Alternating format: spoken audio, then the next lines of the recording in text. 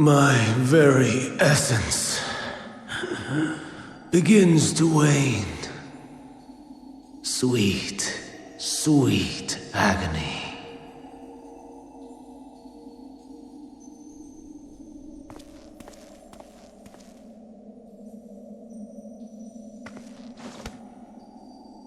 Leave this to him.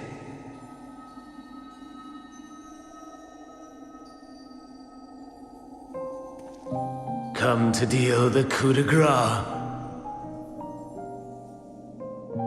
Good. Watching you struggle against the inevitable is bad comedy. Erase me from existence, soul and all.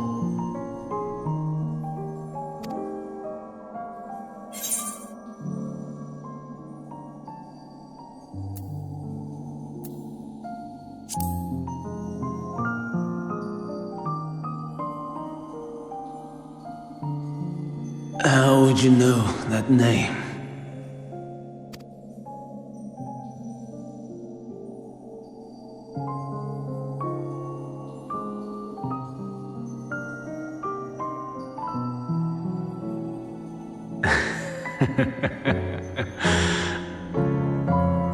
Then it was you, in Elpis, with MSQ. The final pieces fall into place. In my halcyon days, as the mortal Ammon, I was haunted by a dream. Night after night, the faceless multitude, the voiceless cries, shards of shattered memories. But slowly, the fog began to clear. This was Elpis. And I was Hermes. Recurring though it was, I paid this dream little heed. It was only when I was granted the seat and memories of Fandaniel that I knew these visions to be true. They were the memories of Hermes that he himself erased using the power of Kairos. Or so he thought. In his attempt to burn away the events of that fateful day, he succeeded only in searing them more deeply into his soul. My soul. Death failed to expunge them. No matter how many times it came, rebirth after rebirth, from one Fandaniel to the next.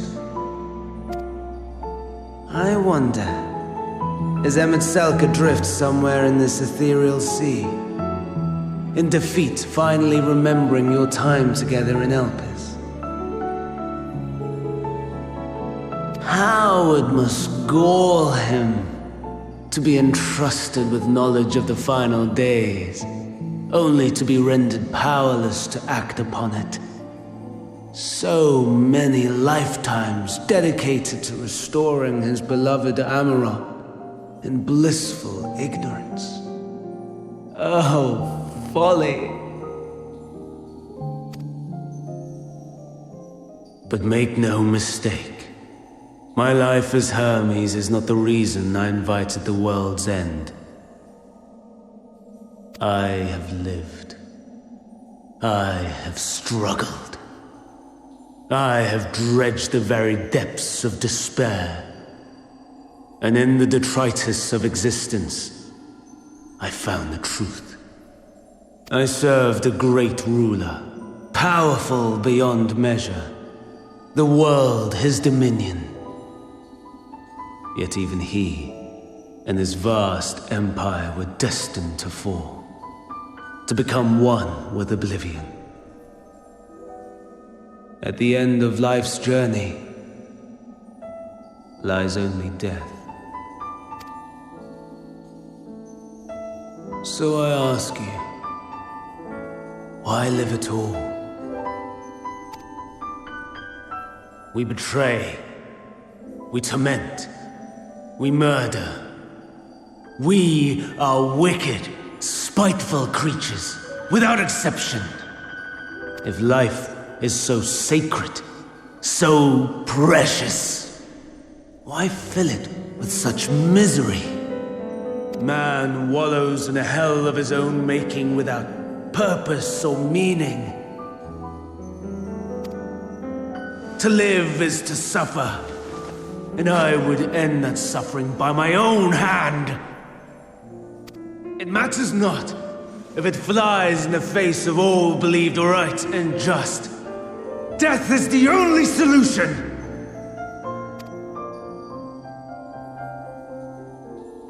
That is my truth, my answer to the question. And yet, even as the words pass my lips, I am filled with doubt. Has my search reached its end?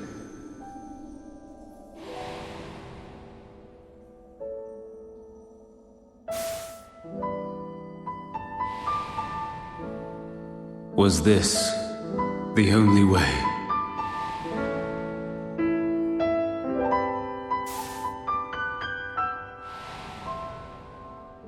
After all these years.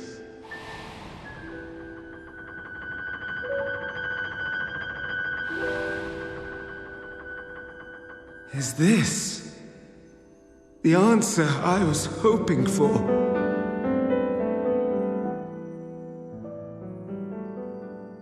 The lamentations of the damned. How it vexes me to see your conviction falter at the last. Van Daniel, still clinging to existence, I see. You, who champion death so fervently, unwilling to accept your own, refusing to be purified and swept into the sea of souls, as do I. We prisoners to memory, watching as the world turns. Though unlike me, you will be spared the ignominy of having your corpse made a puppet, dancing to another's tune. Is that Arsahi? How very astute. But let me be clear, I have not come to consort with the likes of you. Nor have I come to bemoan the state of the world following my untimely demise. In fact, I delight in mankind's downfall and the anguish it brings the savior of the savages. If I played some small part in the chaos, all the better.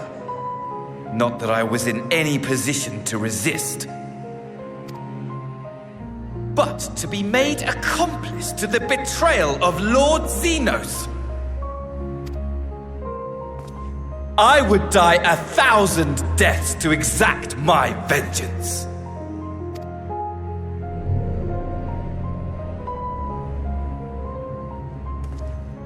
Now you are at my mercy.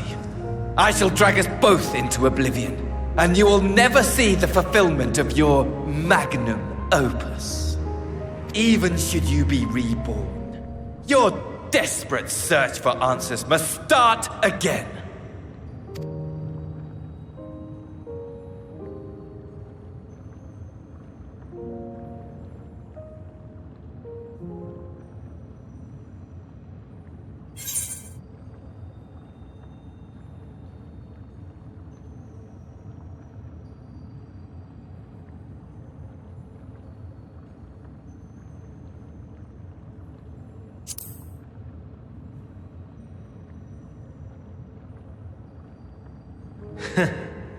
And what might that be?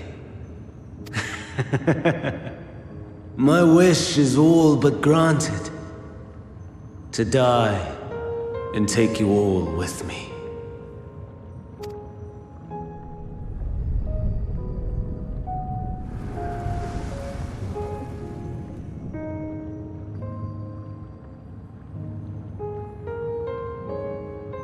Don't try to follow me. I had more of you people than I could stomach in life. Never mind in death. Likewise, I pray we do not meet again.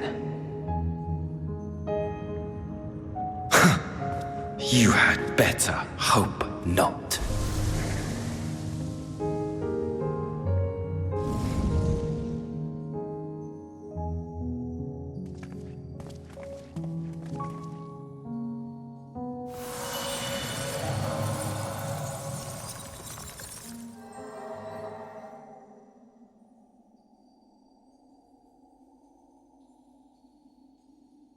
Come.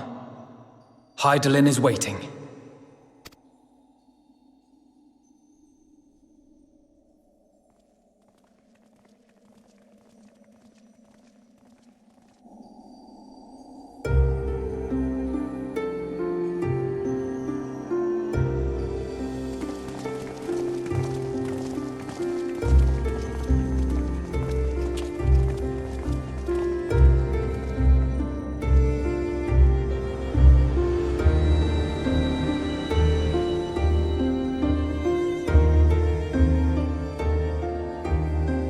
Brave travelers, I welcome you.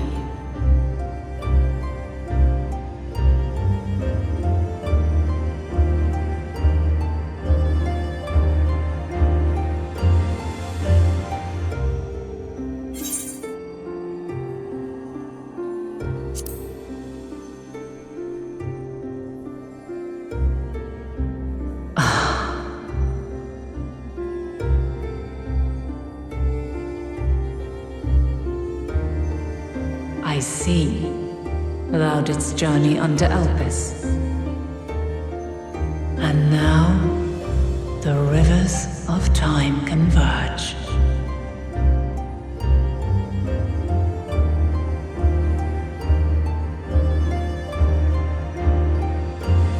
I know why you have come, yet I would hear you speak your reasons all the same. You created the moon to deliver mankind from the final days. But is that really how it has to end? We do not wish to abandon this world. We want to protect the source and all of its shards. To flee is but one of two paths. The other leadeth to Meteon, far beyond the stars, where she doth chant creation's requiem.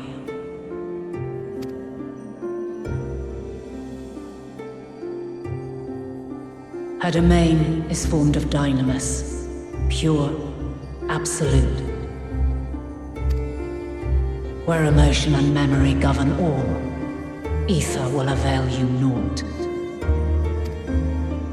Meteon hath gathered the pain and despair of countless stars, and to go unprepared is to go unto your doom. We'll beat her. We'll win. I swear it. Is what I might have said once. After everything I've seen, all the times I've succumbed to my own anger and fear, I can no longer pretend that courage and faith will be enough. But are we truly so powerless that our only choice is to flee? Far from it, my child.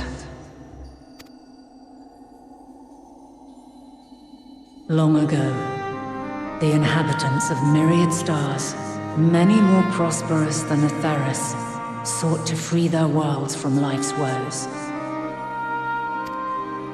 Sorrow and anger, conflict and hostility, despair, and even death itself.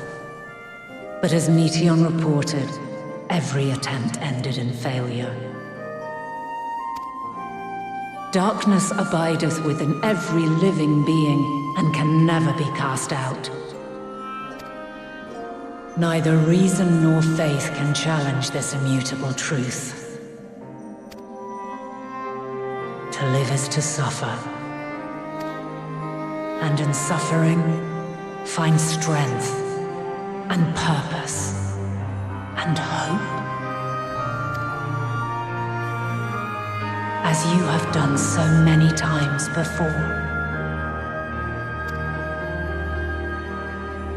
Thou dost pursue an impossible dream, yet knowing this, you pursue it nevertheless. And thou hast learned to depend on others as they do thee. Thy yearning for the power to save the powerless hath ever driven thee to greater heights. Thou hast grown strong. Though those closest to thee no longer walketh by thy side, their love remaineth thy guiding light. For duty's sake, thou hast been bound by truths unutterable time and time again. Yet thy heart hath never wavered, as thy companions will attest. In thy pursuit of mysteries great, all thou believest is brought into question. Undaunted, thy thirst for knowledge remaineth unquenched.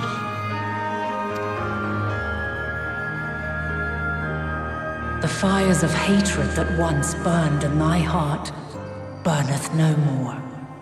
From their ashes doth spring the light of love, warm and pure. As witness to black calamity, thou despaired at man's helplessness. Resolved, thou didst unite a distant world on the brink of collapse.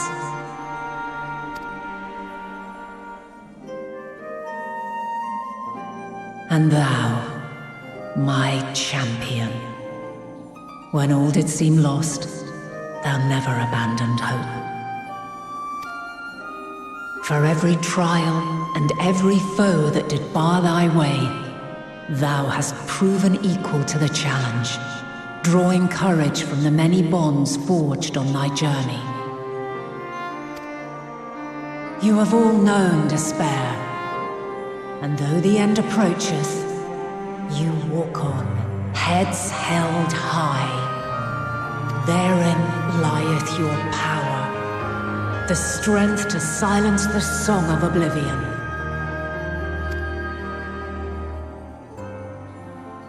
Then there is a means to confront her.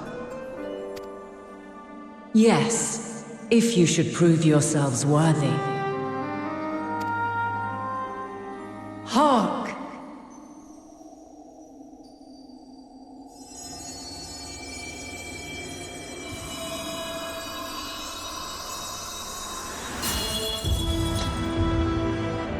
Nigh impossible is it to send mortals to the edge of the universe. Should you fail, there will be no second chance. As the will of the star, I ask of you this. Do you possess the fortitude to stand firm when all around you doth crumble? Do you possess the faith to vanquish despair itself? Should you lack the strength to best a supreme deity, I cannot allow you to make the journey. You must leave this star and never return.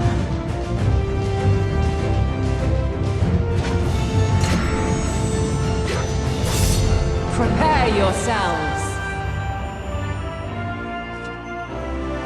Prove ourselves worthy, then. Sounds straightforward enough. Aye. No room for confusion there.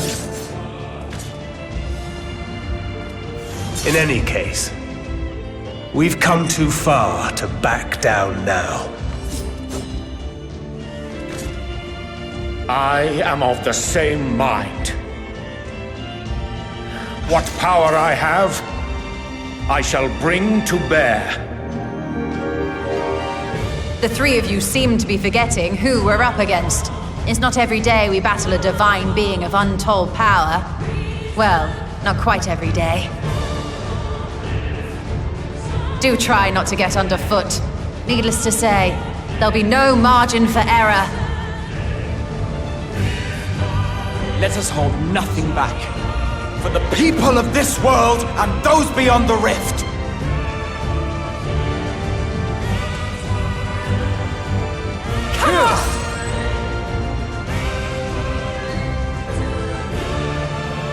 Alas, the question I posed to thee in Elpis hath remained unanswered these long years. I would hear thy response, warrior of light. Shouldst thou emerge victorious?